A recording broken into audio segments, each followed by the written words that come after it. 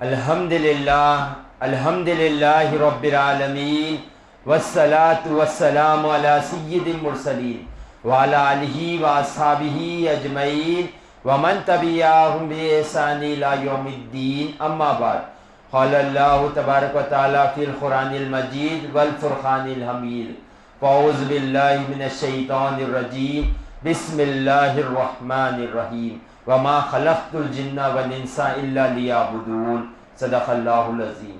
میرے زندگی کا مقصد تیرے دین کی سرفرازی، میں اسی لیے مسلمان، میں اسی لیے نمازی۔ محترم و مکرم عزیز سامعین اکرام، السلام علیکم ورحمۃ اللہ وبرکاتہ۔ ابھی میں نے جو آیت مبارکہ کی تلاوت کی، اس میں اللہ تعالیٰ ارشاد فرماتا ہے بے شک ہم نے جن و انسان کو صرف اپنی عبادت کے لیے پیدا کیا ہے۔ اللہ تعالیٰ نے انسان کی پیدائش کا مقصد بتاتے ہوئے فرماتا ہے کہ ہم نے انسان کو صرف اپنی عبادت کرنے کے لیے پیدا کیا ہے، اور عبادت سے ہمیں دو چیزیں ہیں جو دور کرتی، دو ہمارے کھلے دشمن سمجھیے ہم سے جو دور کرتے ہیں، ایک ہمارا نفس، دوسرا شیطان۔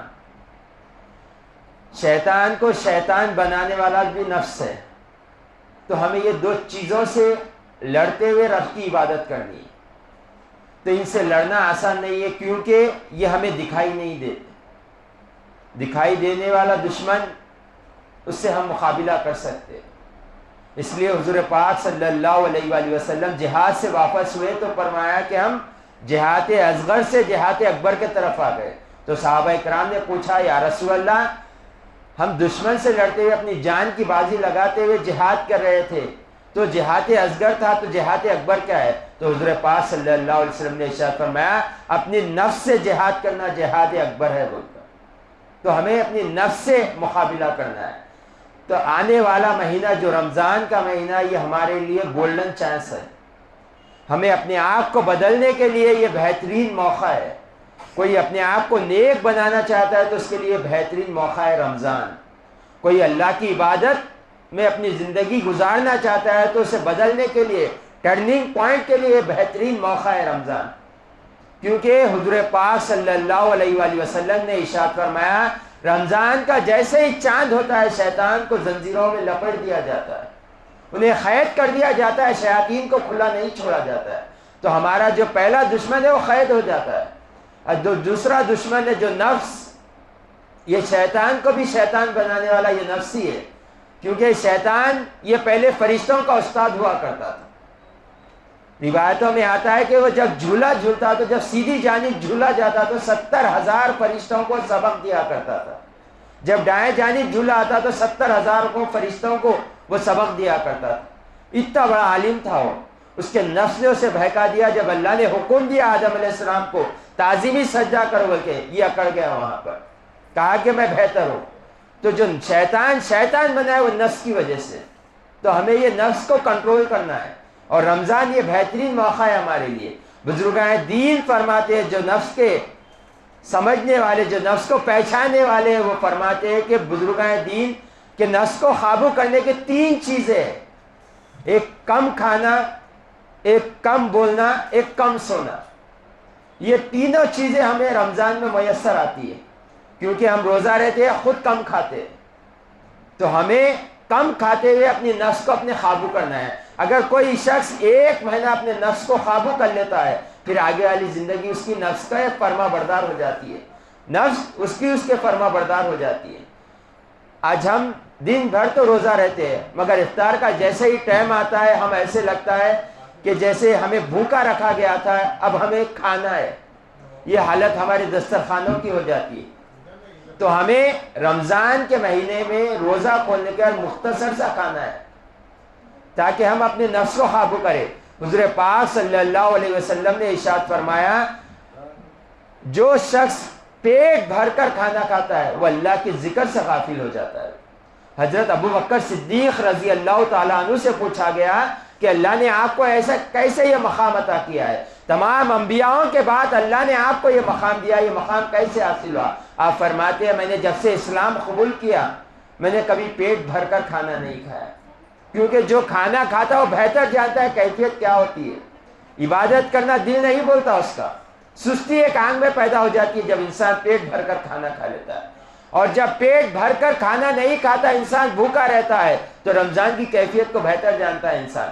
ایک کمرے میں تنہا ہوتا ہے، مشروب رکھے ہوئے ہوتے ہیں، حلال رزق رکھے ہوا رہتا ہے، مگر نہیں کھاتا کیونکہ میرا رب مجھے دیکھ رہا ہے۔ تو سوچے کیا مقام پر پہنچ جاتا ہے انسان جب بھوکا رہتا ہے۔ جب پیٹ بھر کر کھا لیتا ہے تو یہ نفس کے قابو ہو جاتا ہے۔ اور دوسرا، کم سونا ہے، ہمیں رمضان میں تراویح بننا ہے، اپنے شیڈول بنانا ہے کہ مجھے رمضان میں کم سے کم سونا ہے۔ حضور پاک صلی اللہ علیہ وسلم رمضان کا سارا مہینہ بستر پر تشریف نہیں لے جایا کرتے، سارا مہینہ حضور پاک صلی اللہ علیہ وسلم بستر سے اپنے آپ کو جدا رکھتے تھے تاکہ رب کی عبادت کر لیں، کیونکہ حضور پاک صلی اللہ علیہ وسلم نے ارشاد فرمایا رمضان وہ مہینہ ہے، یہ اللہ کی رحمت و برکت والا مہینہ ہے جس میں ایک فرض ادا کرو گے تو 70 فرض کا ثواب ملے گا، اور ایک نفل ادا کرو گے تو فرض کا ثواب ملے گا۔ یہ وہ مہینہ ہے۔ اور حضور پاک صلی اللہ علیہ وآلہ وسلم نے ارشاد فرمایا رمضان میں ایک ایسی رات ہے اگر کوئی اس سے محروم رہ گیا در حقیقت وہی محروم رہ گیا، یعنی شب قدر کی رات 1000 مہینوں سے افضل۔ اور تیسرا، کم بولنا ہے۔ آج ہم بے فضول باتیں کرتے بیٹھ جاتے ہیں جس کا کوئی مقصد ہی نہیں رہتا، صرف ٹائم پاس، گھنٹے ہمارے نکل جاتے ہیں، یا فون لے کر ہم بیٹھ جاتے ہیں، اب وہ جو فون میں دیکھتے ہیں کوئی ملتا ہے اسے سناتے بیٹھتے ہیں، بے فضول باتیں کرتے ہیں۔ حضور پاک صلی اللہ علیہ وآلہ وسلم نے ارشاد فرمایا جو خاموش رہا وہ نجات پا گیا، جو خاموش رہا وہ نجات پا گیا۔ اور حدیث میں آتا ہے کہ جب صبح ہوتی ہے تمام جسم کے اعضاء زبان کی طرف متوجہ ہو کے کہتے ہیں تو خاموش ہو جا، ہم تجھ سے خاموشی کا سوال کرتے ہیں، اگر تو کچھ کہے گی تو ہم سب کو بھگتنا پڑے گا، کیونکہ زبان بولتی ہے، تکلیف اعضاء اٹھاتے ہیں، گناہ زبان کر دیتی ہے، کسی کو گالی دے کے تو کوئی زبان کو نہیں مارتا، اعضاء کو مارتا ہے۔ تو زبان یہ سب سے بڑی فتنہ ہے۔ اور حضور پاک صلی اللہ علیہ وآلہ وسلم نے ارشاد فرمایا اگر تم مجھے اپنی زبان کو گواہی دے دو اور دو رانوں کے بیچ کی جو گواہی دے دو، اسے صحیح استعمال کرو گے تو میں تمہیں جنت کی گواہی دوں گا۔